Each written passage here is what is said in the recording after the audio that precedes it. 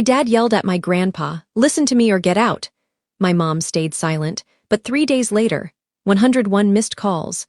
I can still hear my father's voice echoing through that night, sharp, furious, shaking the walls. "Listen to me or get out." He shouted at my grandpa, the man who built this house, this family, this life.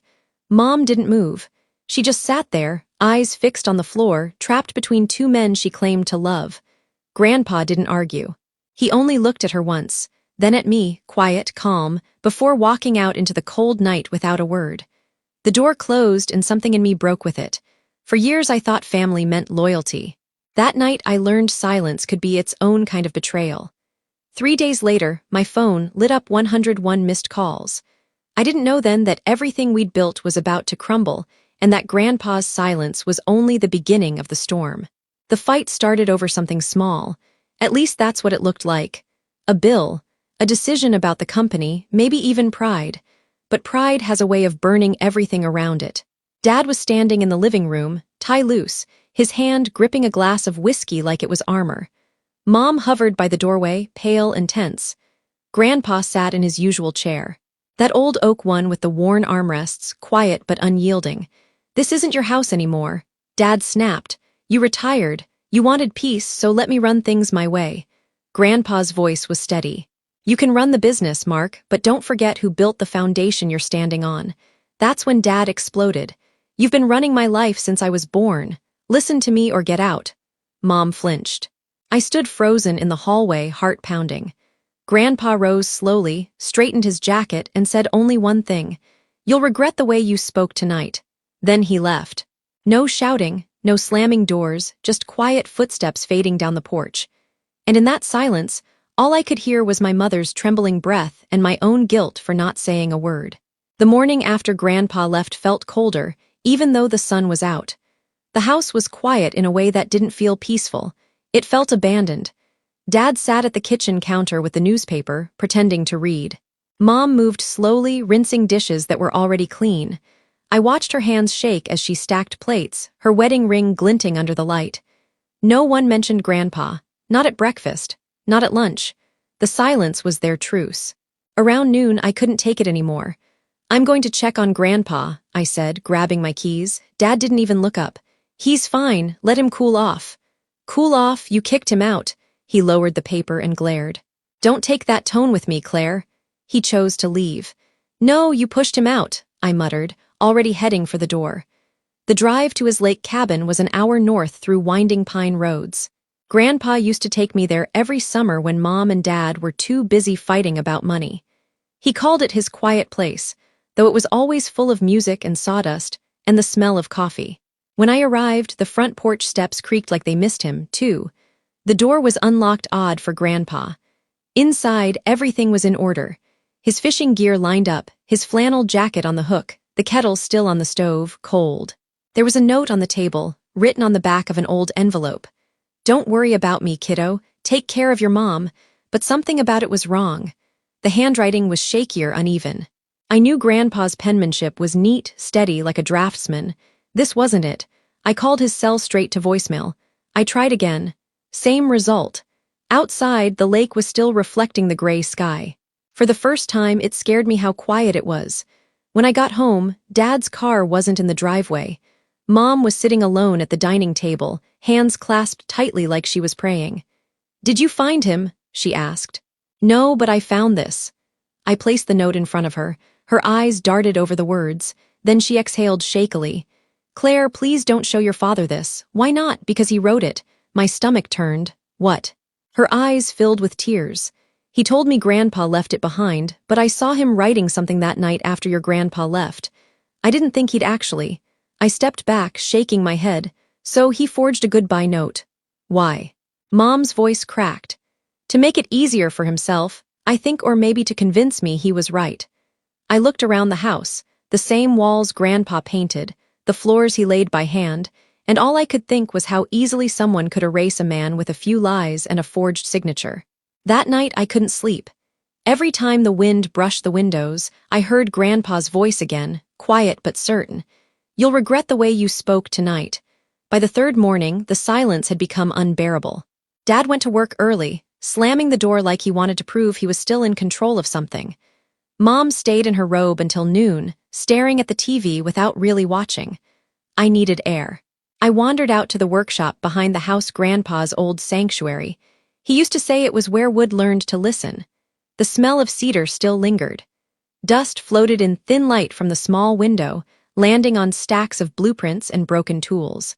I sat on his stool, running my fingers over the grooves carved into the workbench: initials, dates, tiny notes in his handwriting. That's when I saw it. A small lock box tucked behind a shelf of paint cans, the same one he used to keep important things. It wasn't locked. Inside were papers sealed in manila folders, tax forms, deeds, insurance statements, and on top of them, a letter addressed to me. Claire, if you're reading this, it means I've stepped away for a while. Don't worry, I'm doing what's right. Keep this safe and don't let your father touch it. Grandpa. My hands trembled as I opened the next folder. It was his will, but not the one Dad had waved around years ago during a family dinner when Grandpa retired. This one was different. It listed ownership of the house, the family company, and even the lake cabin, and named me as the primary heir. Not Dad, not Mom, me. I felt dizzy. Why would Grandpa do that? I brought the papers inside and laid them on the dining table. Mom was there, folding laundry, her expression tired. Mom, I said quietly, you should see this. She read the first page and froze. Her lips parted, but no words came. Did you know? I asked. She shook her head slowly. He must have updated it after your grandmother died. I didn't think he'd put your name on it. So Dad doesn't own the house. She hesitated. Claire, it's complicated. No, it's not. I pointed to the bold line at the bottom. It's his signature. And he left it to me. Mom sank into a chair, covering her face. You can't tell your father. Why not? Because he already knows. My heart stopped. What do you mean? She looked up, eyes rimmed with red. He found the new will months ago. He was furious. He went to the lawyer to contest it, but Walter withdrew everything from joint accounts before he could. That's why he snapped that night. I stared at her in disbelief. You mean Grandpa left because Dad was trying to take everything from him? Her silence was enough. I folded the will carefully and tucked it back into the envelope. I didn't know what scared me more, what Dad had already done or what he might do when he realized I knew. That night when he came home, I hid the papers under the floorboard of my closet. If Grandpa trusted me to protect them, I wasn't going to fail him. Dad came home late that night, his tie undone, the smell of whiskey thick around him. The living room lights were off, except for the flicker of the TV. Mom had fallen asleep on the couch again. I sat at the dining table, pretending to study but really staring at the will tucked beneath my notebook. My pulse thudded in my ears. When he saw me, he smirked. Still up. You should get some sleep, big day tomorrow. For you or for me? I asked. His smirk faded. What's that supposed to mean? I went to Grandpa's workshop. That stopped him cold. His voice dropped. You had no right. You had no right to forge a letter and throw him out of his own house. I shot back. Mom stirred on the couch, half awake. Please, not tonight. But the words were already spilling out of me. I know about the will, Dad. I know you tried to change it. For a moment I thought he might actually laugh, and then he did. Low and bitter. Of course you found it. That old man loved to play his little games. They weren't games, I said. He trusted you, trusted me. He slammed his glass down so hard that the liquid splashed across the counter. He treated me like a damn employee. Every decision, every cent, his approval first. You wouldn't even have a business without him. And I'm the one who kept it alive. He barked while he sat there in that chair acting like God. Mom sat up, trembling. Mark, please stop. Stay out of this, Linda. His voice snapped like a whip. Something inside me snapped too. He built everything you have, and you threw him out because he wouldn't hand it over fast enough. He turned toward me, eyes glassy and hard. You think you understand how the world works, Claire. You've lived in comfort because I made sure of it. Don't stand there and judge me. I'm not judging you. I'm watching you destroy everything. The room went silent except for the ticking of the wall clock. For a moment, I thought I saw something like regret flicker across his face, but it was gone as fast as it came. Give me the papers, he said quietly. What papers? You know what I mean. I met his gaze. No, he took a step forward, slow and deliberate. Don't test me. Mom jumped between us. Mark, stop, please. He froze, breathing hard, then turned away, hands pressed to his temples. You have no idea what's at stake, he muttered. The company's in trouble. Without that house as collateral, we lose everything. The words hit me like ice water. So that's what this was really about. It's not about family to you, I said softly. It's about money. He looked at me, eyes rimmed red. It's all the same thing. I grabbed my bag and backed toward the door. Not anymore. Outside, the wind had picked up, rustling the trees like whispers. I sat in my car for a long time, staring at the dark windows of our house, the house Grandpa built. The house Dad was willing to destroy for pride. And for the first time, I felt something stronger than fear. Resolve. The next morning, the house was heavy with silence again. I could hear the low hum of the refrigerator, the creak of pipes in the walls, every small sound too loud in the emptiness. Dad had already left for the office before sunrise. Mom sat at the kitchen table, staring into a cup of coffee gone cold. I couldn't stop replaying the night before, the anger in his voice. The way he said, "It's all the same thing." I wanted to believe there was still something human left in him, something that wasn't driven by pride or fear. At noon, I was upstairs sorting through a box of Grandpa's old photos when my phone rang. A number I didn't recognize. "Hello, Claire," my heart stopped. "Grandpa." There was a pause, then his warm, steady voice filled my ear. "It's me, kiddo." I stood up, clutching the phone tighter. "Where are you?" "Everyone's been worried sick. I'm safe. Don't tell your father I called."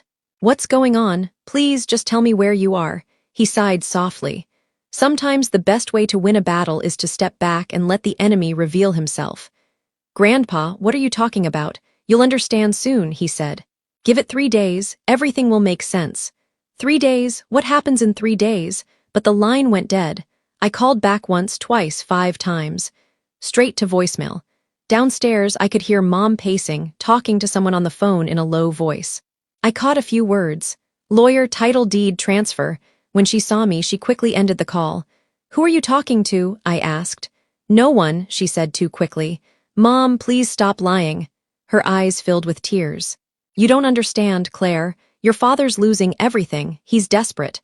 That doesn't excuse what he's done." She looked away, whispering, "I know." That night, I couldn't sleep.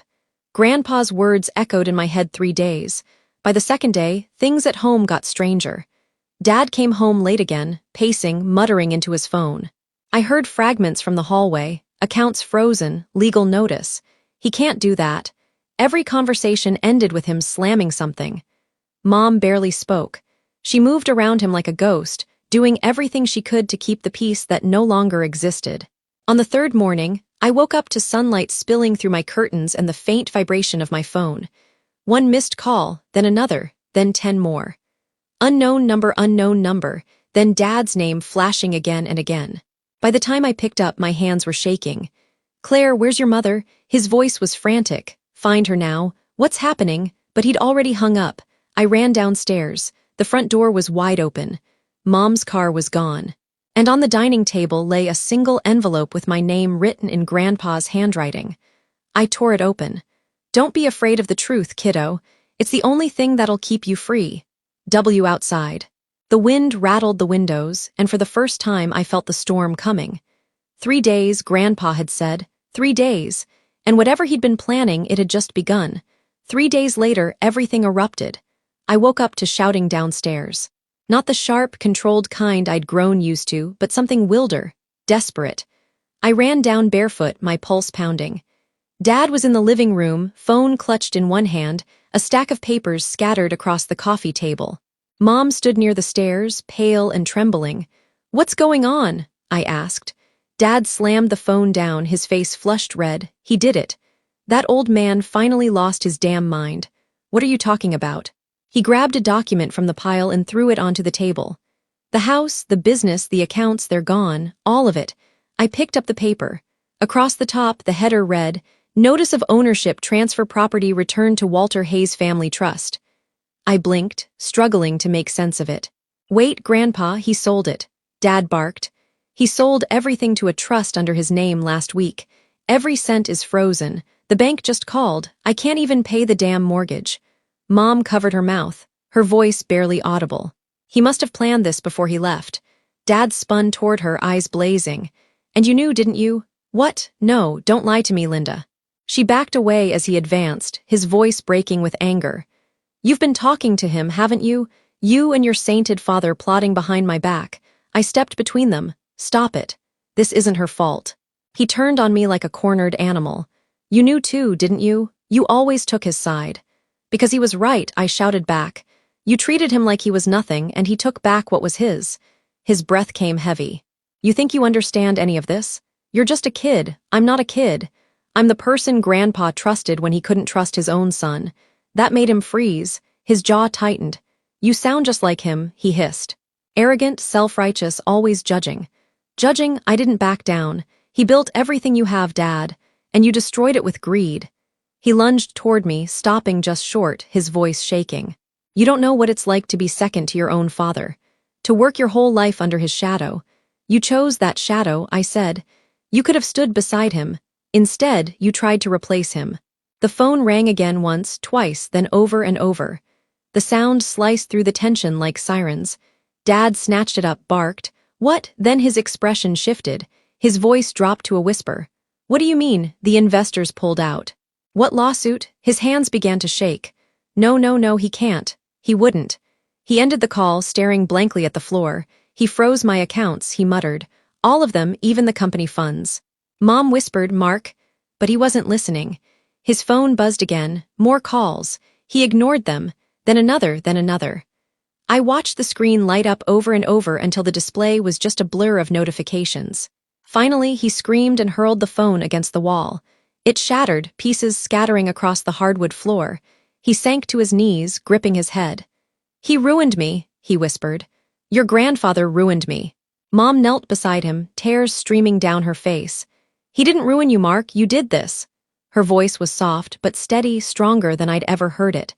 He looked at her, disbelief etched into his features. You're taking her side now? I'm taking the side of what's right, she said. I should have said something that night. I should have stopped you. He stared at her like he didn't recognize her. Then his eyes turned toward me. You think this is justice? You think he's the hero? He's vindictive, Claire. He's destroying his own son. I took a breath, forcing the words out evenly. No, he's saving his granddaughter.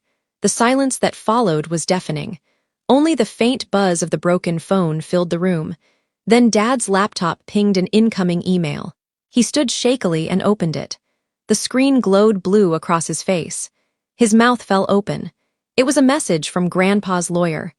Mr. Hayes, per your father's final directive, the Walter Hayes Company will be restructured under new management, effective immediately. Your employment contract has been terminated. Please vacate the company premises within 24 hours. Dad let out a strangled noise, half laugh, half sob. He fired me from my own company. Mom whispered, it was never yours. He looked at both of us then, something broken, something lost. You'll regret this, he said quietly. Both of you. When he stormed out, slamming the door behind him, the sound echoed through the walls, leaving only stillness in its wake.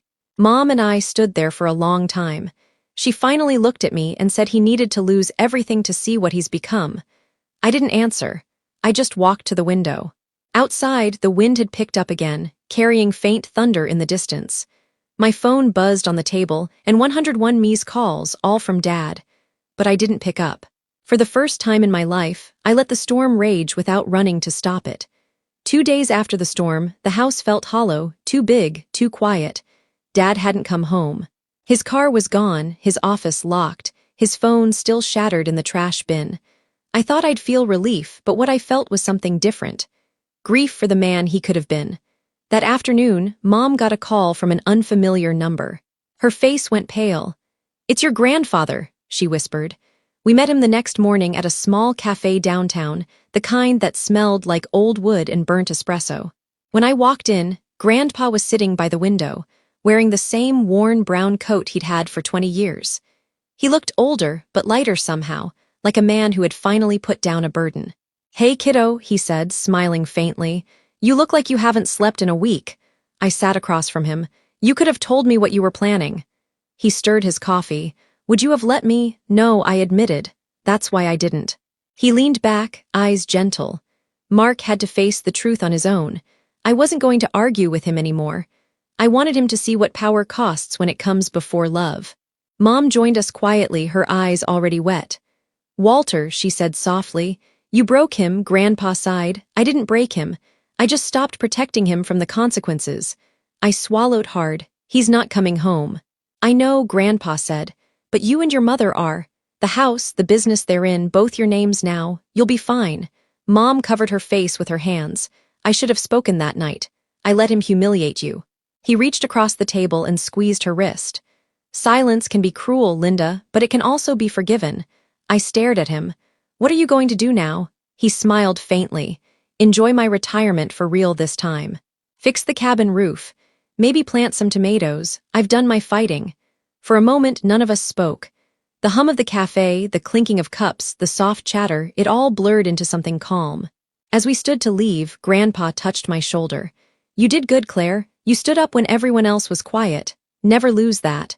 When we walked outside, the air was cool and bright. Mom held my arm tightly as we crossed the street.